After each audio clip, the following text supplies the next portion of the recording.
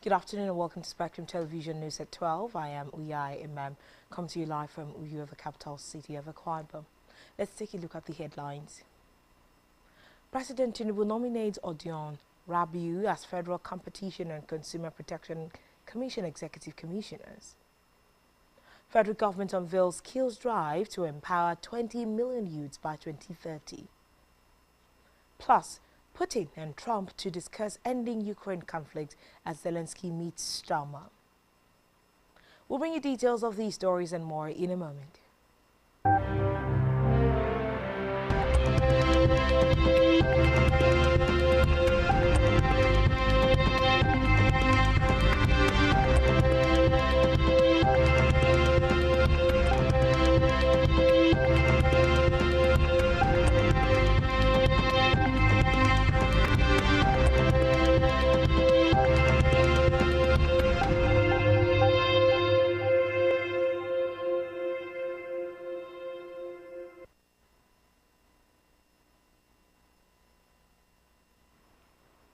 Good afternoon and thanks for joining us. We begin this afternoon's news from the national scene where President Bola Tinubu has nominated Louis Odion and Umuslama Ishiaku Rabiu as Executive Commissioners of the Federal Competition and Consumer Protection Commission (Fccpc) pending Senate's confirmation. The announcement was made by the Special Advisor to the President on Information and Strategy, Bayo Nanuga, in an official statement on X. According to the statement, Odion will serve as Executive Commissioner Operations, while Rabiu will take the role of Executive Commissioner Corporate Services. If confirmed by the Senate as required by the Fccpc Act of 2018, Odion from Edo State is a veteran journalist and former senior technical assistant to Vice President Yemi Oshibacho on media. He also served as Commissioner for Information in Edo State. Meanwhile, President Bola Tinubu has directed a sweeping review of deductions and revenue retention practices by Nigeria's major revenue-generating agencies in a bid to boost public savings, improve spending efficiency, and unlock resources for growth. The order, issued at the Federal Executive Council meeting in Abuja, covers the Federal Inland Revenue Service, FIRS, Nigeria Customs Service, Nigerian Upstream Petroleum Regulatory Commission, Nigerian Maritime Administration and Safety Agency, and the Nigerian National Petroleum Company Limited. The President's directive was disclosed to journalists by the Minister of Finance and Coordinating Minister of the Economy, Wale Edun. According to Edun, President Tinubu specifically called for a reassessment of NNPC's 30% management fee and 30% frontier exploration deduction under the Petroleum Industry Act. He also tasked the economic management team, chaired by Odion, to present actionable recommendations to FEC on the optimal way forward. The president said the directive was part of efforts to sustain reforms that have dismantled economic distortions, restored policy credibility, enhanced resilience, and bolstered investor confidence. Away from that, the federal government has launched an ambitious national skills program to connect 20 million young Nigerians to jobs, training and entrepreneurship opportunities by 2030, with women expected to make up at least 60% of participants. Vice President Kashim Shettima announced the plan as he assumed chairmanship of the reactivated board of Generation Unlimited GENU Nigeria during its inaugural meeting, which coincided with International Youth Day 2025. In a statement by Senior Special Assistant to the President on Media and Communications Office of the Vice President, Stanley Mokocha, Shettima noted that with over 60% of the population below the age of 25, the country cannot afford to squander this asset. He warned that the national skills ecosystem faced a trilemma of exclusion, disconnection from livelihoods, and inadequate infrastructure for large-scale hands-on training. The Vice President said all training will align with the National Skills Qualification Framework to ensure Nigerian youth possess globally competitive credentials. In the meantime, the federal government has commenced the three-day citizens engagement tour of Enugu and Ebonyi State in the southeast, aimed at showcasing ongoing projects and interacting directly with citizens. The Minister of Information and National Orientation, Mohammed Idris, disclosed this at a parley with media executives and influencers in Enugu. This minister, who was represented by the Permanent Secretary, Federal Ministry of Information and National Orientation, Chinaza Nam, said after the tour of projects, the team will host a Citizens Engagement Forum in the Enugu State Government House today by 6 p.m. to rub minds and get feedback from various stakeholders in Enugu State. Idris, while commending the warm reception accorded his delegation, especially from Governor Peter Mbah of Enugu State, conveyed President Tinubu's goodwill to the people of the southeast.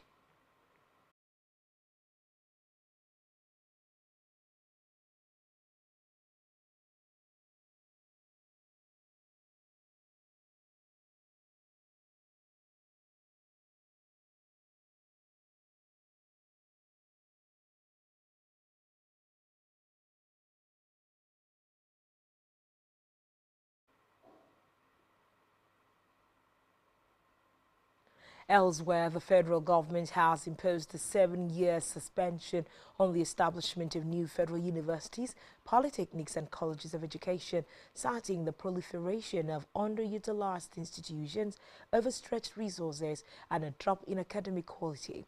The decision, approved at the Federal Executive Council meeting presided over by President Bola Tinubu at the Presidential Villa, Abuja, followed a presentation by the Minister of Education, Dr. Olatunji Alausa. Briefing State House correspondents after the meeting, Alausa said the challenge in Nigeria's tertiary education system was no longer access but inefficient duplication, poor infrastructure, inadequate staffing, and dwindling enrollment in many existing institutions. According to him, 199 universities received fewer than 100 applications through JAM last year, with 34 recording 0 applications. Of the 295 polytechnics nationwide, many had fewer than 99 applicants, while 219 colleges of education also posted poor enrollment figures, including 64 with no applications at all. Alausa warned that unchecked proliferation of poorly subscribed institutions risked producing ill-prepared graduates, eroding the value of Nigerian degrees internationally and worsening unemployment. He explained that the suspension would enable the government to channel resources into upgrading facilities, hiring qualified staff, and expanding the carrying capacity of existing institutions. Moving now to the Green Chambers, where the House of Representatives Committee on NG Care has threatened to name and shame states that may have collected money meant for palliatives but embezzled or diverted it to other uses. Its chairman, Abubakar Kusada, issued the warning while addressing reporters at the end of a meeting of the committee. Kusada said the federal government has so far invested about 1.06 trillion naira on the program, but wondered why Nigerians have not felt the benefits it was supposed to bring.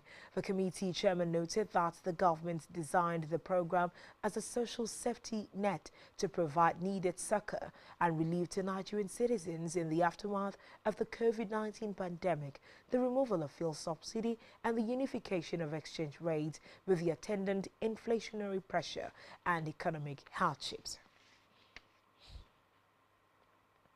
On education matters, the Joint Admissions and Matriculation Board JAM has said it will begin the screening of over 500 exceptional candidates below the age of 16 seeking admissions into tertiary institutions for the 2025-2026 academic session between September 22nd and 26th. The board said the screening would be done by a special technical committee it has set up. It also said 3 venues have been selected for the screening: Lagos, Abuja and Owerri, Imo State.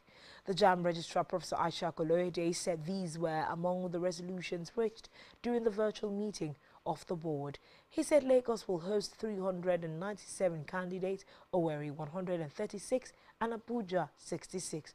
Oloyede also announced that of the 41,027 underage candidates who sat the 2025 Unified Tertiary Matriculation Examination, more than 40,000 did not scale the first hurdle.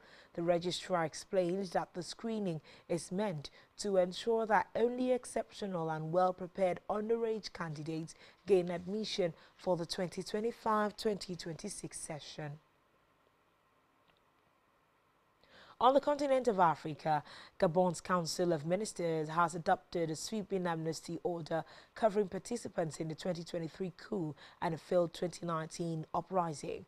The decision paves the way for the release of detained rebels, including high-profile figures, while the government also outlines economic reforms targeting growth, deficit reduction and job protection for Gabonese citizens. The newly approved amnesty order applies to members of the Committee for Transition and Restoration of Institutions, which ousted former President Ali Bongo in August 2023, as well as those involved in a botched 2019 coup attempt. Among the beneficiaries is Lieutenant Kelly Odo Obiang, a former Republican Guard officer, along with Dimitri Mincom and Estimi Bedima, who were sentenced to 15 years in prison for their roles in the 2019 rebellion. The government said the decision is a step toward appeasement and national reconciliation, signaling a definitive close to years of political instability. On the foreign scene, Ukrainian President Volodymyr Zelensky has met with UK Prime Minister Keir Starmer at Downing Street. Ahead of the Friday's summit between Donald Trump and Vladimir Putin, Starmer said there is a viable chance of a ceasefire between Russia and Ukraine. The Kremlin confirms Ukraine will be the main topic of the Alaska summit, after which Trump and Putin will hold a joint press conference. Reports say the meeting between Zelensky and Starmer is a carefully coordinated show of support from the UK. Still on the foreign scene, Australia and Vanuatu have agreed to a 10-year deal aimed at strengthening security and economic ties worth $500 million. Australia's Deputy Prime Minister Richard Mills and Vanuatu's leader Jotham Napat said the Nakamal Agreement will transform Australia's relationship with its Pacific neighbour. The leaders, who described the deal as a win-win situation for both nations, said the deal will be officially signed in September. This comes as Australia tries to grow its influence in the region to counter China's increased spending and power. Still to come in the news. EPL tops as UEFA ranks best leagues in Europe. Stay tuned for details of this and more in a moment.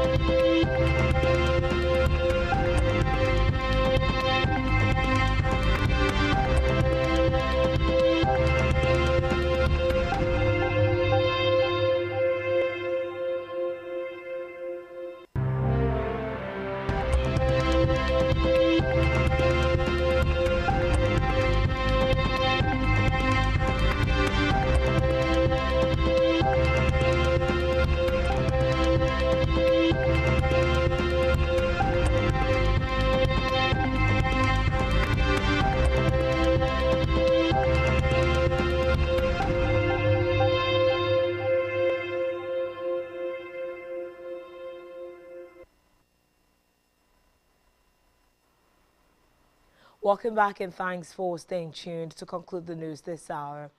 In business, the federal government has indicated plans to revive all moribund steel companies in the country more than 2 decades after a failed privatization drive left once thriving plants across Nigeria in ruins. It stated that the resuscitation of steel assets, whether privatized or government-owned, will ensure they contribute to national development as originally envisaged. President Bola Tinubu revealed the plan at the inaugural National Steel Stakeholders Summit on the development of the steel sector in Abuja, themed Rebuilding and Consolidating Nigeria's Steel Industry, Collaborative Action for Sustainable Growth and Global Competitiveness.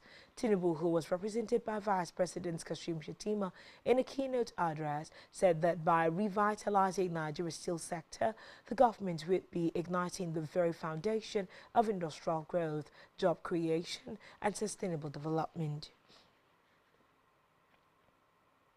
Still in business, the Chief Executive Officer of the Presidential Compressed Natural Gas Initiative, Michael Oluwagbemi, has said that Nigeria's compressed natural gas sector has attracted more than $980 million in private investments in just 18 months, with vehicle conversion surging from 4,000 to nearly 100,000. Speaking at the launch of the Portland Gas Limited and other outlets in Abuja, Oluwagbemi described the CNG program as the country's fastest growing energy sector, fueled by government incentives and private sector participation. Oluwagbemi said the transition to CNG offered motorists up to 90% savings on fuel cost. According to him, strategic partnerships and incentives have driven the rapid expansion of CNG capacity across the country. On our health news, the Nigerian Correctional Service has revealed a troubling mental health crisis within its custodial centers, disclosing that 8,246 inmates are currently suffering from mental illness. This figure was made public during the third public hearing of the Independent Investigative Panel on alleged corruption, abuse of power, torture and other inhumane treatment by the NCOS held in Abuja. The Assistant Controller General of Corrections in charge of medical services, Dr. Glory Essien, highlighted the harsh reality of incarceration and its impact on mental health, disclosing that 8,246